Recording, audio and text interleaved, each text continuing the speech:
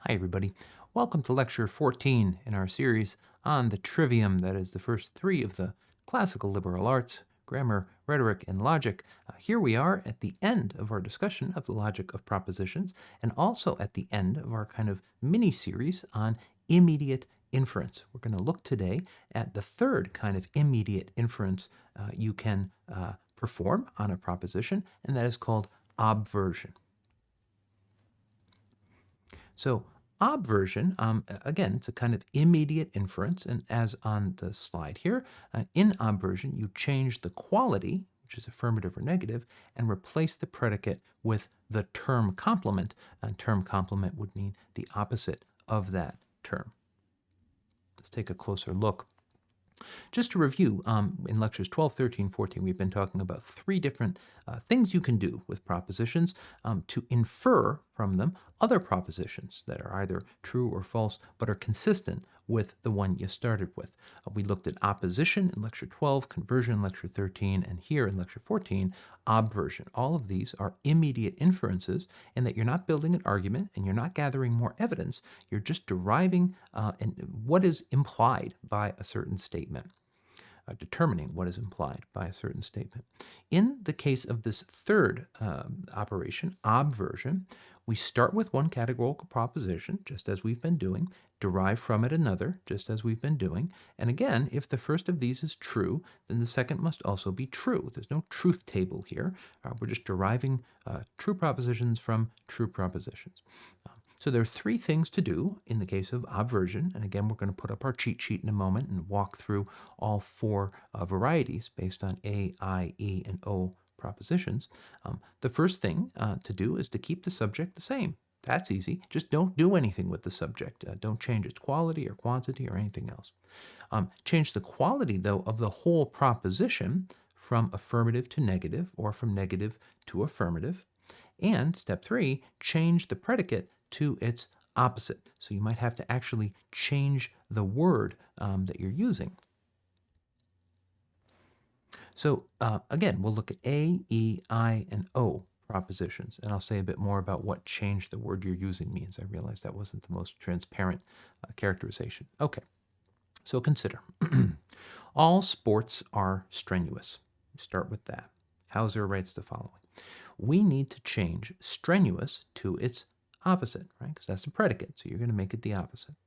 We might first think of no sports are non-strenuous, which is like an opposite. Yeah, strenuous and non-strenuous are opposites, but this is not normal English. This is not really precise either, right?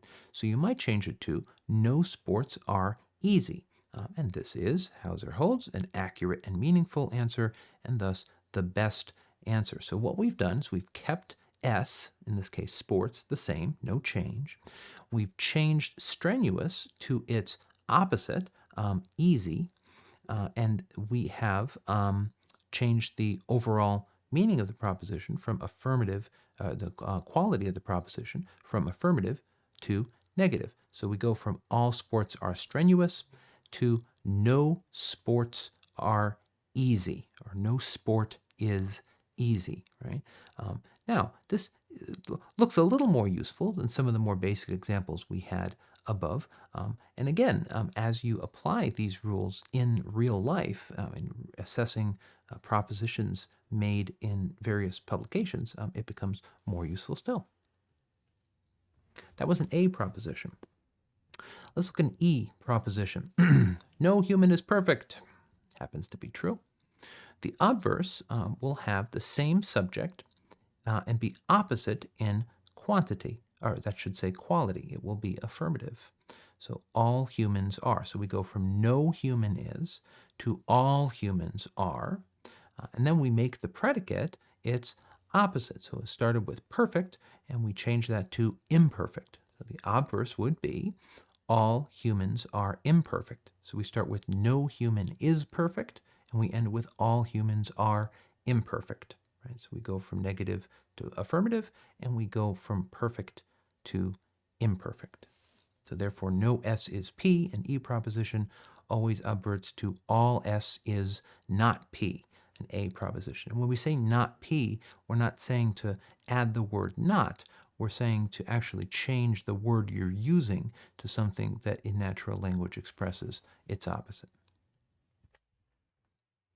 I propositions. Consider the example.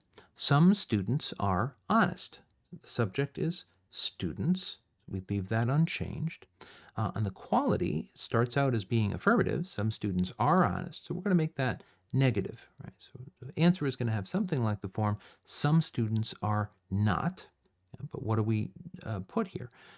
What follows from that? Or what comes after that? The predicate term must be the opposite of the original word. So if we started with honest, this would be dishonest. Therefore, the obverse is some students are not dishonest. So some students are honest converts to some students are not dishonest.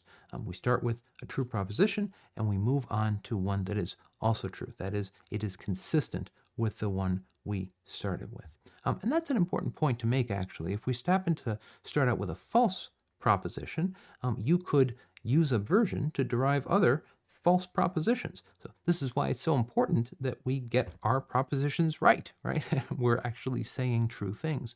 These operations won't make it true, but they will tell you what is consistent with or what is implied by anything that you say.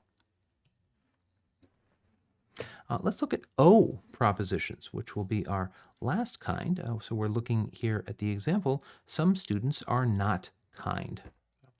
The obverse must have students as its subject, as we have on the slide here, and it must be a particular affirmative proposition, taking the form some students are, right? Because we start with a particular negative, some students are not, and we're moving on to a particular affirmative, some students are.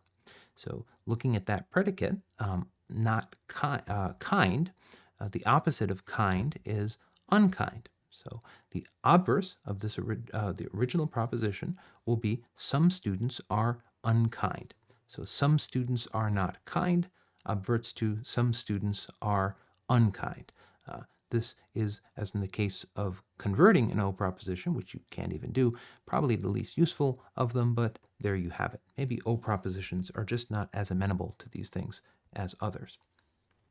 Friends, that wraps up our little mini-series on immediate inference. I hope this was helpful. Next time, we'll be moving on to the logic of arguments.